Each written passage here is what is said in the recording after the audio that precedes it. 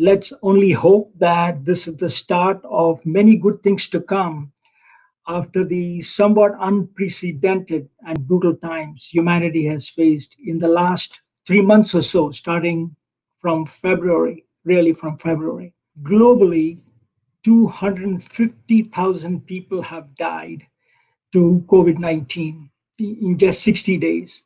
And in the US alone, roughly about 1,000 people have died starting early March.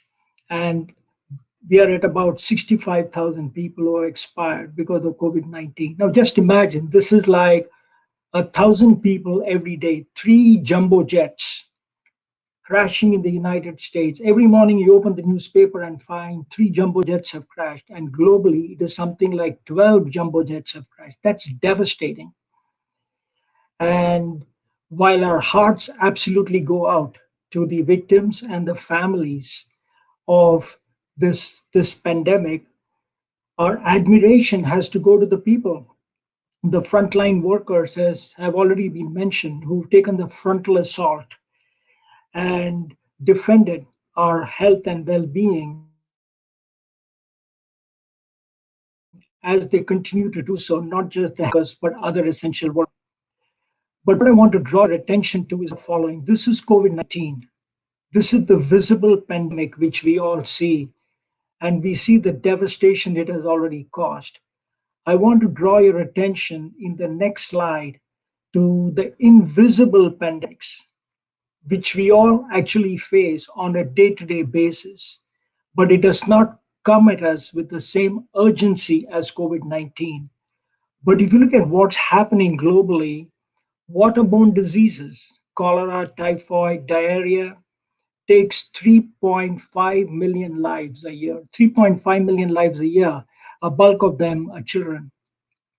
Infant mortality itself is 3 million a year. 3 million babies die. HIV/AIDS is about a million people. Malaria kills 400,000 people. More than half of them are children. And women in childbirth, 300,000. So we have to put COVID 19 in the context. COVID 19 is, of course, a big event. So if you take a look at the numbers above, in 60 days, if it has taken 250,000, it will very well be in the top three in terms of the mortality. What is distressing about these pandemics, be it COVID 19 or maybe the silent, invisible pandemics, which I'm drawing your attention to, is as you will see in the next slide, these pandemics have a ripple effect. The after effects, the aftershocks of these effects are devastating. If you don't have health, then you lose employment. And if you don't have employment, you don't have enough money to put food on the table. And then you couple that with the basic skills that you need to gain employment, some education or job skills you need to gain employment. These four basic needs could be devastating, and the ripple effects go right through society. There are 30 million Americans who filed for jobless claims, and as many speakers before you have already alluded to, in India, 80% of the employment is in the informal sector. That's 380 million people. There are 100 million migrant workers who have all been displaced because of COVID 19. And when you take a look at this distressing after effects, when you go to the next slide, what you will notice is that this is what happens. You might think, looking at this slide, that this is the parking lot of the Atlanta airport, which is one of the busiest airports in the US. But in fact, this is not the parking lot. It is Atlanta, though. It is a western suburb of Atlanta where all these people are waiting in line to get their meal. These are hungry people who have lost their jobs. This is the aftershock of COVID 19, what a pandemic causes. COVID 19 is the frontal assault. But now, if you were to go back from what you see here to the next slide, what you find is this is the size of the underlying factor. This is the silent aftershock that we all face every day. And COVID 19 has brought all this to light. Lack of essential health, there are 3.5 billion people on planet Earth who just don't have primary health care, who can't go anywhere if they're just sick. It's just primary sickness. I'm talking about flu, I'm talking about cough, I'm talking about asthma, I'm talking about malaria. 2.5 billion people, lack of sanitation, access to safe water, just having clean, safe water to drink, 2 billion people. Chronic undernourishment, 800 million people. Chronic hunger is 150 million. And in the last 60 days, that number has gone up to 300 million. It was 150 million at the start of the year. COVID 19 has added another 150 million hungry people. There are 800 million illiterate people. 250 million children don't attend school. That is the scale of the problem that we are talking. And when you have such big scale size problems, the solution also has to be scale sized. While I've talked about the size of the pandemic we all face, both the visible and invisible, I don't want to be a prophet of doom on this lovely day and on this optimistic note on what we might expect as we go forward. Going to the next slide, what I want to share with you is my optimism. We are human beings. We have to be optimistic. We know that human beings, their ingenuity and resilience has always seen us out of crisis. And we already see that in COVID. Social distancing caused considerable behavior change. We seem to have flattened the curve.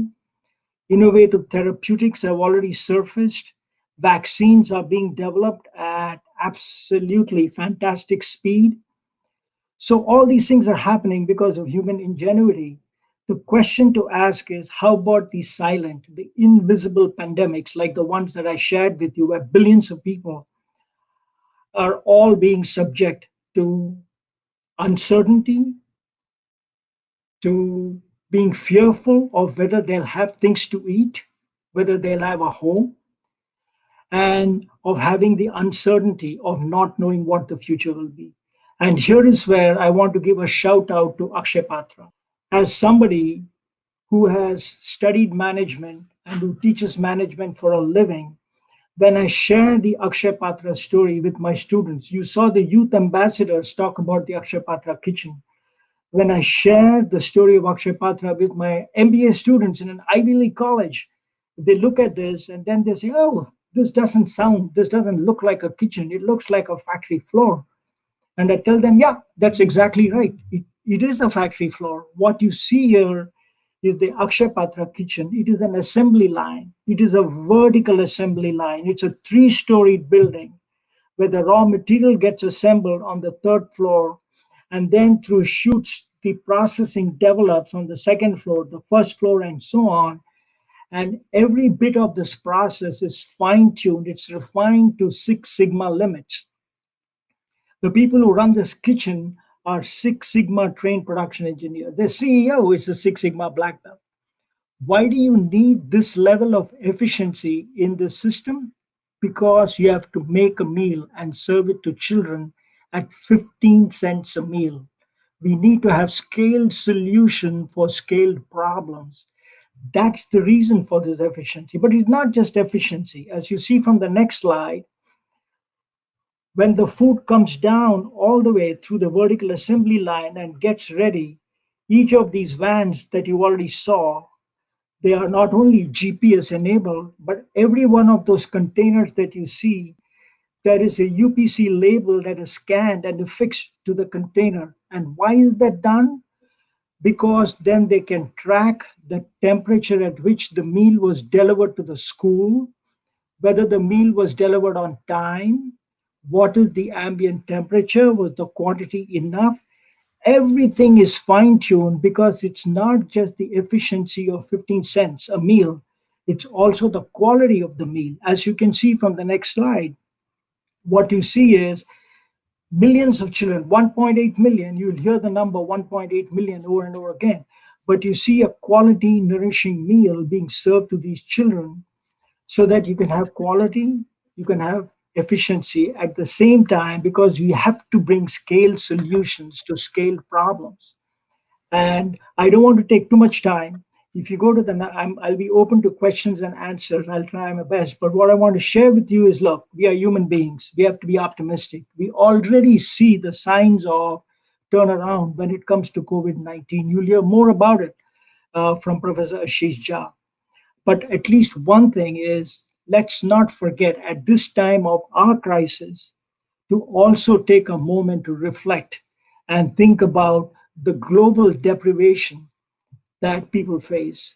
And that's where a big shout out to Akshay Patra, a big organization doing things at scale. We all should do our bit, but also let's give a big shout out to big organizations that are bringing this massive scale to solve global problems. Thank you all.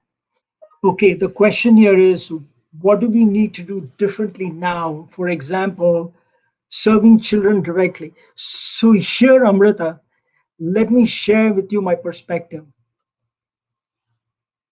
We should do what we can, like serving children directly is a fantastic thing to do. It gives a lot of satisfaction. Let me share with you. Me and my wife, we like to do something for a little orphanage in Chennai, which is where we come from. My mother used to read to a blind school there in Chennai, which is what she does. She enjoys very much. We should continue to do that. It's fantastic. It's good for the human soul. But if we have to address scale solutions, then I think the best thing to do is we have to work with organizations like Akshay Patra. We have to work with institutions that can bring efficiency, that can bring quality, that can bring scale, because they can leverage our efforts. I'm not saying we shouldn't serve children directly. In fact, we should. But that gives us individual value, that gives us individual satisfaction. But wouldn't we be better off, because the problems are so big?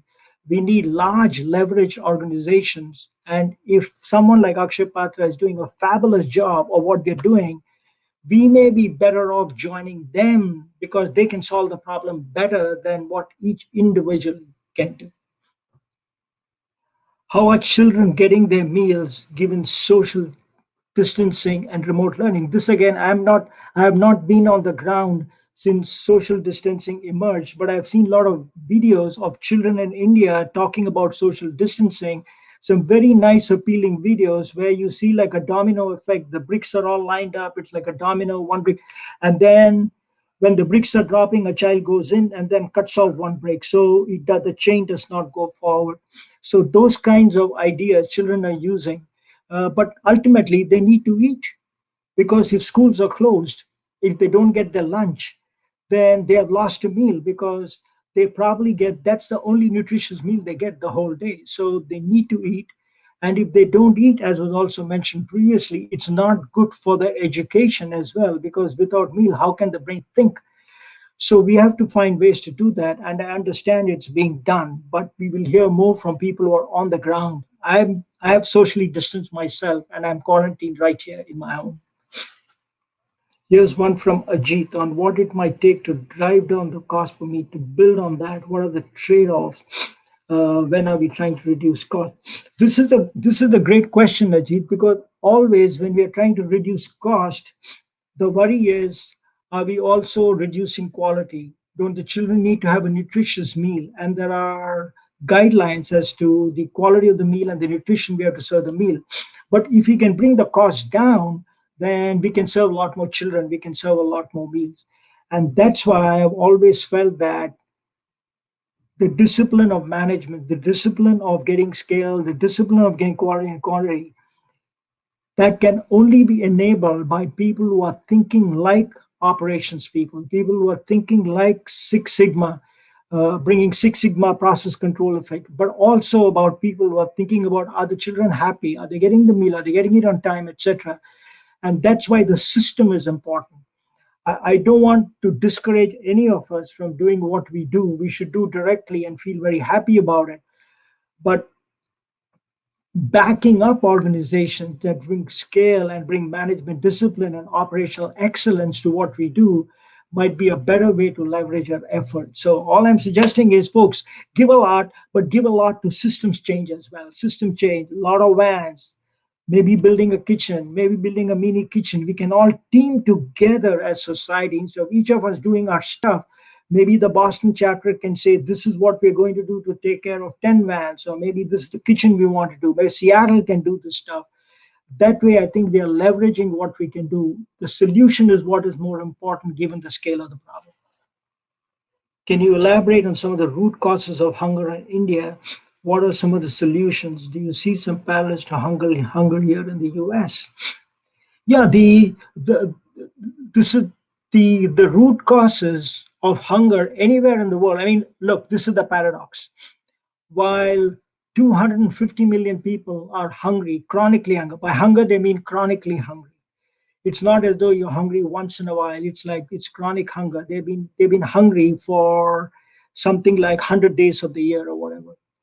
And yet, at the same time, where 250 million people are hungry, there are 800 million people on planet Earth who are obese. And what a nutritionist is saying is there is excess of calories that are being consumed, knowingly or unknowingly. Nobody does it knowingly, but knowingly or unknowingly. 800 million people who are consuming excess calories, and there are 250 million people who don't get enough calories as hunger. So the cause of hunger, no matter where you go, is not shortage of food. It is lack of access. In fact, this was the Nobel Prize winning Amartya Sen's thesis, written something like 50 years ago. There was food in Sahel, but still there was a famine because the food could not get from production to the people who needed it because the systems did not exist, the access did not exist. So in India, it's the same thing because there is enough food. India is a net exporter of food. There's a food surplus now. We are not short of food, but we are not able to get food to the right people at the right time. That's why you require a systems way of thinking where we can match demand and supply and make sure it's affordable. And that can only come by coordinating the whole system. And it's the same thing in the US as well. US should not be hungry at all. But still, there are hungry people in the US. There are something like 21 million children in US schools who are on federally supported school programs. How can that be? Do you expect a new global social contract to address the issues of global health you talked about? If so, what? This is fantastic. This is my hope and dream. Look, there are so many things about COVID 19 which we shouldn't like. It's a pandemic. It has sort of just sneaked in on us. It has sort of hit us in the face. We don't know what to do. We seem to be paralyzed. But coming out of this paralysis, new thinking is already emerging. New thinking is already emerging. If fundamentally we don't have health, health is a global issue. It doesn't matter where it started. It's not a finger pointing game because no matter what it started, the solution has to be global. Chinese scientists in Wuhan lab, they decoded the genetic sequence of the virus in 3 days. Gilead got its medicines ready in something like a month after it got FDA approval, or even less than that. We have Mount Sinai Hospital in New York coming up new treatment protocols. We have the Jenner Lab in Oxford in UK coming up with vaccine trials, and the Serum Institute in India, which is the largest vaccine producer, has promised to deliver large. It's global solution, global problems, global solution. We have to collaborate. Humanity has to collaborate. We have to have that understanding. And once we recognize what the problem is, there's got to be a give and take.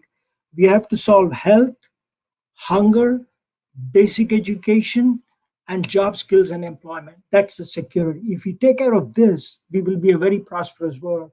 And I think the realization that is now coming across the global communities, let's get our act together, work as a globe, get the job done. And since it's the last question, let's get the job done and let's leverage Akshay Patra to do even better things. 1.8 million children, fantastic. Let's empower them to serve 5 million children. Thank you all. Thank you very much.